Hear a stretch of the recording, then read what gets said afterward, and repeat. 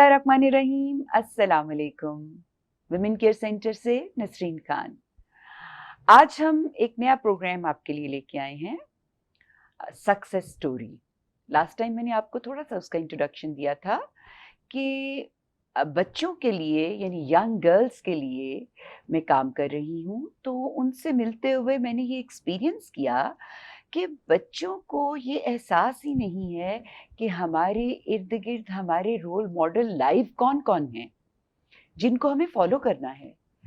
तो जब हम इनसे किसी किस्म की मॉडल्स के हवाले से बात करते हैं, तो सीधी जो बात है वो जाती है अदाकाराओं पे या जो इस वक़्त मॉडल्स हैं उन पे। तो मैंने सोचा कि मैं कुछ ऐसे लोग आपसे मिलवाऊँ जिन्होंने ज़िंदगी में सिर्फ़ कैमरे पे नहीं काम किया, सिर्फ कैमरे में आके नहीं कुछ किया, बल्कि बिहाइंड द कैमरा उन्होंने ज़िंदगी में वो कुछ किया है जो कि वर्थ शेयरिंग है। तो इस हवाले से मैंने एक सक्सेस स्टोरी के नाम से एक प्रोग्राम तरतीब दिया है, जिसमें मेरी कोशिश होगी कि मैं हर दफ़ा आपको ऐसे लोगों से, ऐसी ख़वातीन से स्पेशली और मर्द हज़रात से भी, जिन्होंने ज़िंदगी में एफ़र्ट की है और वो एफ़र्ट उन्होंने करके दुनिया में कोई पॉज़िटिव रोल प्ले किया है और कुछ लोगों को इनकरेज भी किया है इस तरह से कि वो आगे बढ़ के ज़िंदगी में जो मामलात हैं, उनको बेहतर तरीके से खुद भी डील करें और लोगों के लिए भी डील करने का बाइस बनें। तो इस हवाले से आज जो पहला सेगमेंट या पहला एपिसोड हम करने जा रहे हैं, इस पहले एपिसोड में हमने जिस मेहमान को दावत दी है, उसका मुख्तसर सा तारुफ आपको करवाना चाहूँगी।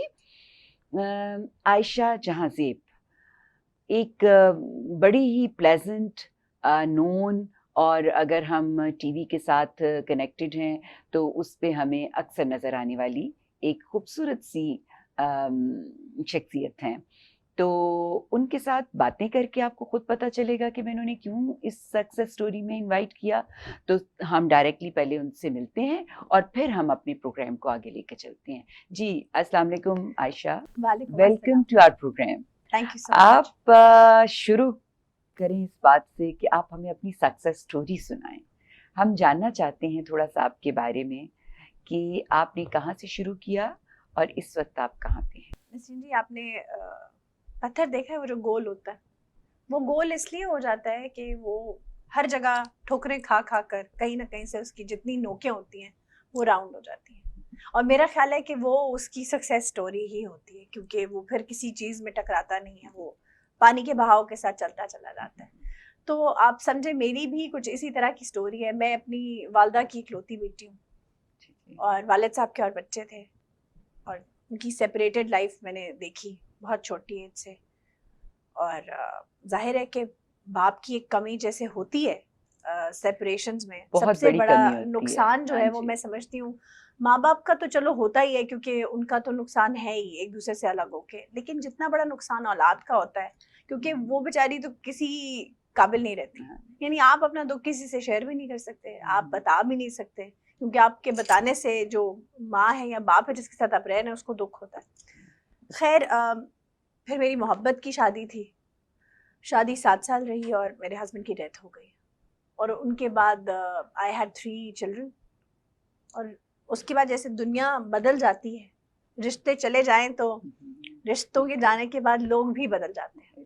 वहाँ से कहानी में एक नया ट्विस्ट आया। I met my present husband, जिन्होंने हमें, मेरे बच्चों को और मुझे एक्सेप्ट किया, और उसके बाद फिर मैं एक टेलीविज़न प्रोग्राम के साथ एसोसिएट हो गई। I was working at HSN, और ही इनकरेज मी कि तुम अपनी आइडेंटिटी को ख़त्म मत करो। This is why I still carry my first husband's name.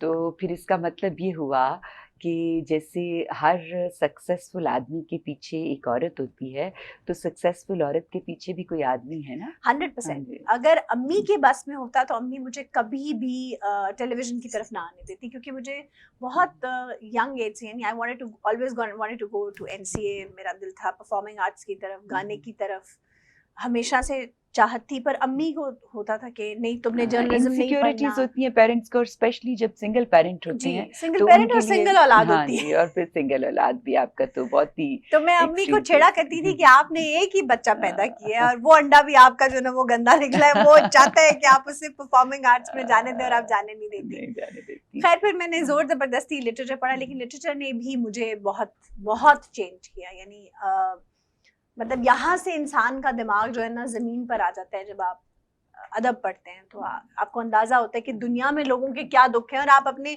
उंगली जरा सा कट लग जाए तो उस पर क्यों रो रहे हैं। मेरा तो वैसे भी इसके हवाले से ये ख्याल है कि हर बंदे को बाअदब होने के लिए अदब पढ़ना चाहिए। बिल्कुल पढ़ना चाहिए। बहुत आपने एफर्ट की और आप वो उस जगह पे पहुंची जो आप चाहती थी।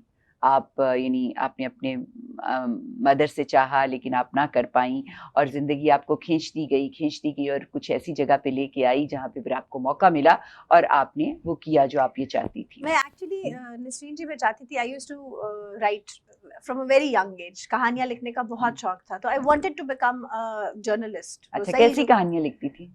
Very dark and sad. अच्छा। बहुत मतलब क्योंकि बचपन का आप पे वो असर होता है ना, एक्सपीरियंसेस होते हैं ना अपने जो एक्सपीरियंसेस आप आपके काम में रिफ्लेक्ट करते हैं, सेपरेशन की, मौत की, मतलब दुख की, तकलीफ की कहानियां। अच्छा चलिए, ये हम आपका साथ साथ चलते रहेंगे आपकी लाइफ स्टोरी के साथ। आप मुझे बताएं कि आपके यहाँ कामयाबी की डेफिनेशन क्या है? मेरे नज़दीक कामयाबी एक अच्छा इंसान होना है, क्योंकि अगर आप एक अच्छे इंसान हैं तो ज़िंदगी आपके लिए खुद ब खुद रास्ते तलाश करती है और आपको पॉजिटिव एनर्जी खुद ब खुद खींच लेती है। और अगर आप एक नेगेटिव इंसान हैं तो आप हर तरफ से रिपेल होते हैं, जैसे मैग्नेट की नेगेटिव साइड हमेशा रिपेल होती है। तो इसी तरह आप अगर आप में ज़रा सी भी नेगेटिविटी है तो आप खुद ब खुद दूर फेंक दिए जाते हैं। तो ये जो नेगेटिविटी होती है आपके अंदर जी। या पॉजिटिविटी होती है, ये इनबॉर्न होती है या आप कुछ इसके लिए एफर्ट करते हैं? मैं आपको बताऊं नसीन, जब मेरे फर्स्ट हस्बैंड की डेथ हुई तो मैं जब कपल्स को देखती थी ना तो मेरे अंदर बहुत वो होती थी कि अल्लाह मैंने पूरी ज़िंदगी मतलब इस जज्बे के बगैर ही गुजारनी है। कुछ अरसा मैं आई यूज्ड टू सल्क दूसरों को देखकर, बट आई स्टिल रिमेंबर मैं एक दिन आई वाज वर्किंग और मैं कहीं से वापस जा रही थी, I was in my car, मैंने गाड़ी रोकी, बाहर बारिश हो रही थी और मैंने अपनी मतलब इट वाज अ टाइम जब मुझे रियलाइज हुआ कि I can not live like this, क्योंकि मैं दिल पे किसी चीज़ का बोझ लेकर सांस नहीं ले सकती। मुझे वो मैंने अल्लाह से फिर स्पेसिफिकली उस मोमेंट पर दुआ की कि या अल्लाह मुझे ज़िंदगी में जो मर्जी कर देना, बस हासिद मत बनाना, कि अगर मुझे किसी की खुशी देखकर हसद हो तो मेरे लिए वो मौत का मकाम है। सो देन आई स्टार्टेड, जब भी मुझे कोई हैप्पी कपल नजर आता था तो I used to pray for them कि अल्लाह इनका साथ हमेशा के लिए हो, कि और ये जब रहें जितना रहें एक दूसरे के साथ खुश रहें। अगला सवाल आपसे आपके सामने जो रखेंगे वो ये है कि जिंदगी का रिमोट कंट्रोल आपको पकड़ा दिया हमने, आपको हमने कहा कि आप इसे रिवाइंड भी कर सकती हैं, फॉरवर्ड भी कर सकती हैं, क्या करेंगी? रिवाइंड करेंगी तो कहाँ जाएंगी और क्यों? रिवाइंड करके मैं अपनी आखिरी डेज पे चली जाऊंगी, बिकॉज आई सीरियसली लव हर। आप चाहेंगी कि आप उनके साथ वो टाइम और गुजारें? ओके। कोई आपको लगता है कि ऐसी बात जो मैंने उनको कहनी थी वो मैं कह नहीं सकी, तो मुझे मौका मिल जाएगा तो मैं उन्हें दोबारा से कह दूंगी, ये होगा? या ये कि आप ये चाहेंगी कि मैं कुछ देर और उनके साथ गुजार लूं? मेरा ख्याल है मैं उन्हें दिल खोल के बताऊंगी कि मैं उनसे कितना प्यार करती हूँ। यानी आपने उनको भी बताना था कि आपको उनसे कितनी मोहब्बत है। हम शायद जब इंसान पास होता है तो हम उतनी एक्सप्रेशन नहीं देते, हम दिखाते नहीं है कि हम कितनी मोहब्बत करते हैं। इस वक्त जो कैफियत है आयशा की, मैं उसके हवाले से पैगाम देना चाहती हूँ अपनी तमाम व्यूअर्स को कि ये ज़िंदगी हमें मोहलत की सूरत में मिली है और इस मोहलत में हम जिस जिस से कनेक्टेड हैं इस वक्त, हमारे इर्द गिर्द जो जो हमारे प्यारे हैं, आप उनको जो कहना चाहते हैं, जो आपकी फीलिंग्स हैं, उनको होल्ड ना करें, उन्हें कहें, उन्हें बयान करें, ताकि आपकी बात आगे तक आपके दिल में ये कभी रहे ना कि हो मुझे दोबारा मौका मिलता तो मैं ये बात करती। ये हम सब के लिए इस बात में मैसेज है। हम आगे चलते हैं, थोड़ा सा पीछे मुड़ के मुझे देख के बताएं कि जब आप टीच किया करती थी आप माशाल्लाह एचएसएन में एचएन में पढ़ाती हैं पढ़ाती हूँ, मैंने और फास्ट में पढ़ाया पास में है, भी कॉन्वेंट पढ़ाया। में पढ़ाया है जी, जी। मैंने। तो पढ़ाने का तजुर्बा और प्रोग्राम करने का तजुर्बा, इन दोनों को ज़रा बयान करें ताकि हमारे बच्चों को समझ आए कि किसमें क्या मिल सकता है हमें।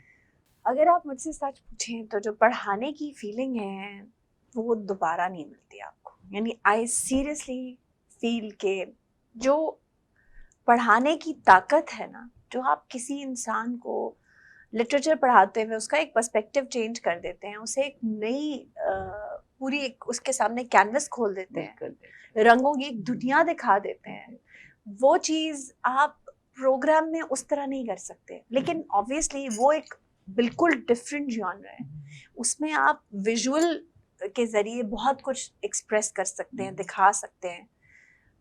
टीचिंग और स्पेसिफिकली बच्चों को पढ़ाना एक ऐसी, मेरे हिसाब से एक ऐसी चीज़ है जो आपको कभी बूढ़ा नहीं होने देती। ज़िंदगी के आम लोग कौन हैं? Other than your mother and your husband, like ये तो 2 लोग हैं जो, और बच्चे भी आपके यकीनन बहुत अहम होंगे। लेकिन ऐसे लोग जो जिनको आप कहें कि इन्होंने रोल प्ले किया मेरी मेकिंग में, या इनकी वजह से मैंने सक्सेस को टेस्ट किया, other than your family, okay, आप कौन लोगों को इसमें मैं देखेंगे? अपने फ्रेंड्स को बहुत इम्पोर्टेंस देती हूँ इस मामले में, क्योंकि मेरे बहन भाई नहीं थे तो मेरे पास दोस्तों के अलावा और कोई था नहीं। और ज़िंदगी में इनिशियली तो मैंने बहुत ज़्यादा दोस्त बनाए नहीं, और फिर जब बनाए तो थोक के हिसाब से बनाए, क्योंकि ये अंडरस्टैंडिंग नहीं थी कि फ्रेंड्स जो हैं वो क्वांटिटी नहीं होते, क्वालिटी होते हैं। ज़िंदगी के प्रोसेस के अंदर से गुजर के आपको पता चला कि जितने मुस्कुराते चेहरे हैं वो आपके दोस्त नहीं हो सकते, आप उनसे दोस्ती नहीं कर सकते। दोस्ती एक्चुअली तब होती है जब आपका वेवलेंथ एक होता है, जब आपकी सोच एक जैसी होती है, तभी आप किसी के साथ दोस्ती कर सकते हैं और चल सकते हैं। और ट्रस्ट मी, अगर आपके पास अच्छे दोस्त हो, अच्छी सोहबत हो, तो आप दुनिया का कोई काम नहीं कर सकते, क्योंकि आपको आपके दोस्त गलत नहीं होने देते। जो असल दोस्त हैं वो आपकी टांग खींच के रखते हैं कि नहीं भाई इस तरफ नहीं जाना, ये नहीं करना। बिल्कुल ठीक बात है। तो मेरी जिंदगी में भी मेरे फ्रेंड्स ने इसी तरह मुझे बांध के रखा है, यानी हर तरह से कि नेगेटिव नहीं सोचना, गलत तरफ नहीं, क्योंकि इंसान है ना, इंसान जब ट्रायल में होता है, जब प्रोसेस में होता है बनने के, तो उसके पास हर रास्ता होता है, वो कुछ भी राइट लेफ्ट सोच रहा होता है और नहीं सोच रहा होता कि ये गलत है ये सही है। तो आपके जो अच्छे दोस्त हैं वो आपके अच्छे रिश्ते आपको कहीं नहीं जाने देते। आप के साथ बात करके मुझे बहुत पॉजिटिव वाइब्स आ रही हैं। Thank मुझे you. लग रहा है कि जैसे एक ऐसे इंसान से मैं बात कर रही हूँ जिसने ज़िंदगी को एक्सपीरियंस करते हुए अपने आप को नेगेटिविटी से हमेशा बचाने की कोशिश की है। तो मैं चाहूँगी कि आप पैगाम दें हमारी यंग जनरेशन को, आप क्या पैगाम देंगी? आई थिंक हम जिस जिंदगी में, जिस दुनिया में हैं, जी रहे हैं, वहाँ कामयाबी एक गोल बन गया है कि हम ये करेंगे तो ये हमारी कामयाबी है। मसलन अगर मतलब मेरे पास इतनी दौलत होगी तो वो कामयाबी है। हमने अपने गोल्स गलत सेट कर लिए हैं। हमें अपने गोल्स को सही करना है, हमें रिश्तों को सही करना है, रिश्तों को वैल्यू करना है जो हम ख़त्म कर चुके हैं। दुनिया में, ज़िंदगी में कोई शॉर्टकट नहीं है। आपको अपने प्रोसेस से गुजर कर ही जो सक्सेस रब ने देनी है वो तभी मिलनी है जब आप एक मुकाम पर पहुंच जाएंगे। उससे पहले भी कुछ नहीं मिलना, उसके बाद भी कुछ नहीं मिलना। तो जब आपको इस बात का यकीन हो जाएगा ना कि रब ने मेरे लिए एक जिंदगी के एक ऐसे वक्त में कुछ ना कुछ रख दिया है, तो आप हाथ पैर बिला वजह नहीं चलाएंगे। और जब आप बिला वजह हाथ पैर नहीं चलाएंगे तो आपके पास वक्त होगा कि आप अपने इर्द गिर्द फैले हुए अपने अच्छे रिश्तों को चेरिश कर सकें, उनके साथ वक्त गुजार सकें।